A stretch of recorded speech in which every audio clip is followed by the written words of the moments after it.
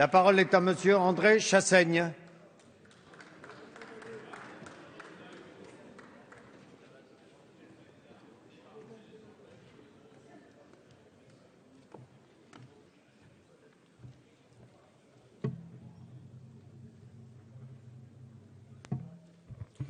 Monsieur le Président, mes chers collègues, messieurs les ministres, c'est avec émotion que je m'associe au nom de mon groupe à l'hommage unanime rendu aux soldats morts en Centrafrique.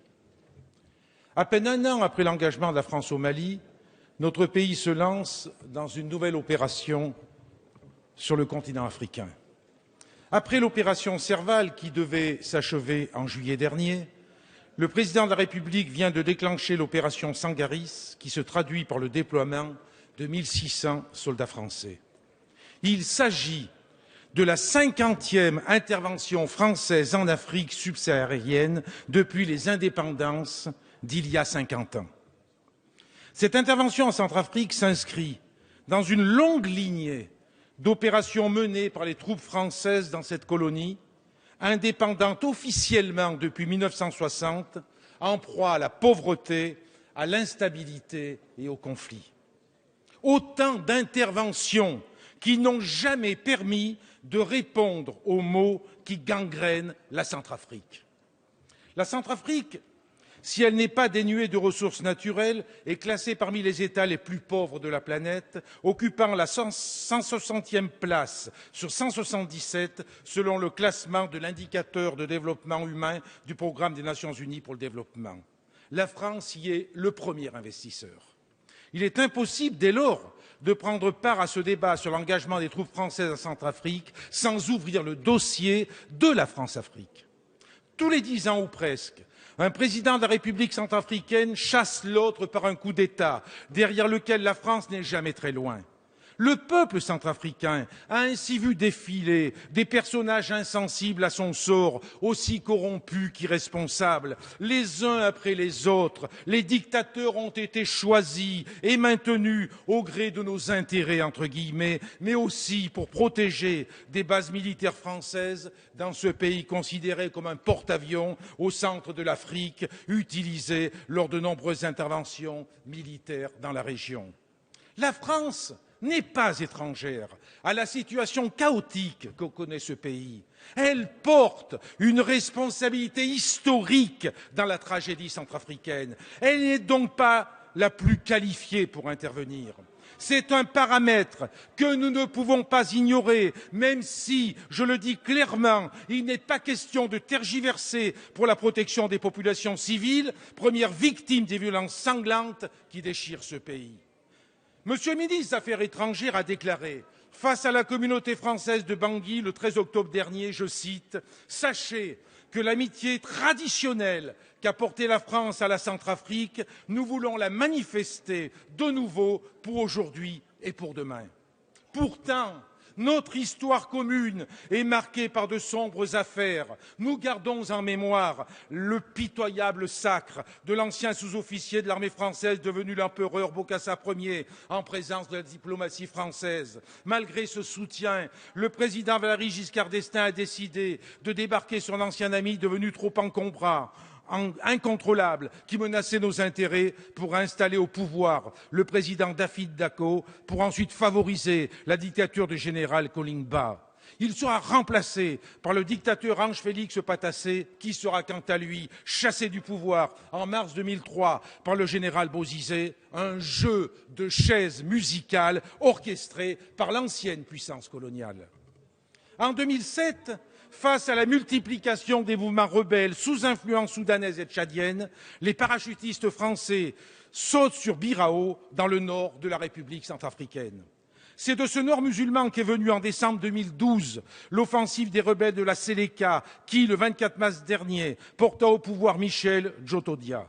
Dans un réflexe hérité de l'histoire, le président Bozizé a vainement appelé à l'aide la France avant de prendre la fuite. C'est ainsi que l'actuel président centrafricain, est arrivé au pouvoir avec le soutien des rebelles de la Séléka qui sont devenus ses propres ennemis, Michel Djotodia qui en appelait à la France après avoir dissous la coalition rebelle de la Séléka. Aussi, au regard de notre histoire en Centrafrique, on peut légitimement s'interroger sur les différentes motivations d'une nouvelle intervention dans l'ancienne colonie. L'ordre du jour réel du sommet pour la paix et la sécurité en Afrique qui s'est tenu à Paris il y a quelques jours était clair. Avant de parler de paix et de sécurité, Paris et ses alliés du continent africain se sont intéressés à leurs préoccupations économiques et financières. Ce sommet est avant tout une offensive diplomatique pour la sauvegarde des intérêts de la France en Afrique. Riche de ses ressources naturelles, mines d'or, de diamants, de mercure, d'uranium, de fer, mais aussi culture du manioc, de bananes, de maïs, de café, de tabac, de coton, de canne à sucre, une forêt de 3,8 millions d'hectares aux essences précieuses, la République centrafricaine suscite l'intérêt du monde des affaires et du monde politique. Pourtant, ce n'est pas de cet intérêt dont le peuple centrafricain a besoin. Le peuple centrafricain a besoin que nous l'aidions à profiter pleinement de ses richesses et que nous l'aidions à mettre fin à la situation de confiscation du pouvoir politique et économique aux mains de quelques-uns, car les germes de la crise actuelle sont aussi d'essence économique et sociale.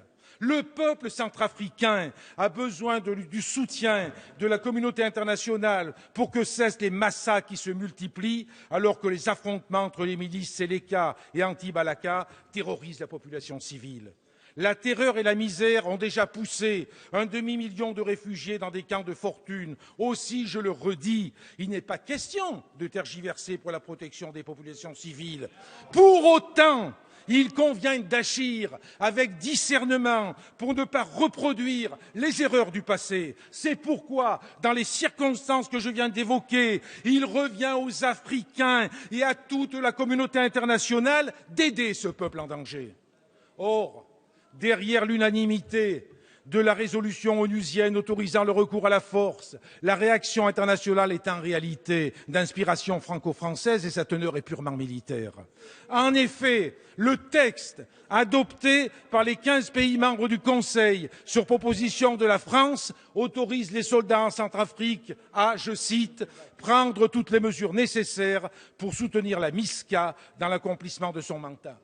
Dans ce cadre, la France va tripler son contingent sur place. L'Afrique demeure bien un terrain d'action militaire pour la France, ce qui fait d'ailleurs regretter à Amnesty International et à la Fédération internationale des ligues des droits de l'homme l'absence de mise en place plus rapide d'une véritable force de mission de la paix des Nations unies. Vous l'avez compris, nous avons, pour qualifier le sentiment qui nous anime, un réel malaise face à cette intervention. Nous pensons en effet que la France n'a pas vocation à jouer le rôle de gendarme de l'Afrique. Les valeurs anticoloniales, toujours défendues par les communistes, nous l'interdisent. Ces valeurs de solidarité doivent, au contraire, nous pousser à mettre sur pied un partenariat équitable et durable, un système d'aide au développement plus efficace, plus proche des populations. Ces valeurs nous obligent également à rompre définitivement avec la France-Afrique et à encourager les démocrates africains et les diasporas militantes pour faire tomber les honteuses tyrannies africaines qui n'ont que faire des peuples qui ne cessent de s'appauvrir. Ces dictatures qui préfèrent défendre des intérêts des firmes privées tentaculaires exploitant aujourd'hui 80% des gigantesques gisements africains et dont les bénéfices sont rapatriés dans des paradis fiscaux. Notre pays a une dette morale considérable envers le peuple de Centrafrique, une dette qui nous oblige à reconnaître que nous n'étions pas les mieux à même pour intervenir dans la situation dramatique qui le frappe. Oui, nous sommes favorables au recours à une force d'interposition sous l'égide de l'ONU, mais une force qui soit multilatérale. Cela suppose que la France ne soit pas la seule à être impliquée sur le terrain aux côtés de la MISCA. C'est la communauté internationale dans son ensemble qui doit être mobilisée. Cette force doit avoir pour mission de créer les conditions d'un cessez-le-feu, d'un secours organisé aux populations en détresse et d'ouvrir la voie fois à l'état de droit. Elle ne pourra que si elle ne peut être soupçonnée d'agir au nom d'intérêts à préserver dans une ancienne colonie. C'est un lanceur d'alerte que je m'adresse aujourd'hui à vous. Les interventions militaires françaises vont à contre-courant de l'histoire.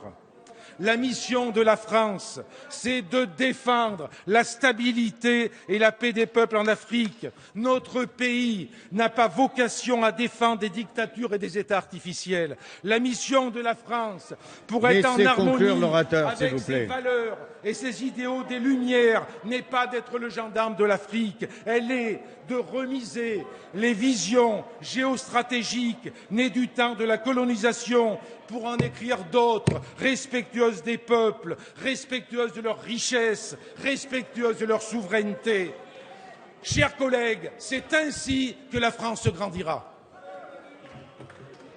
Merci, Monsieur Chassaigne.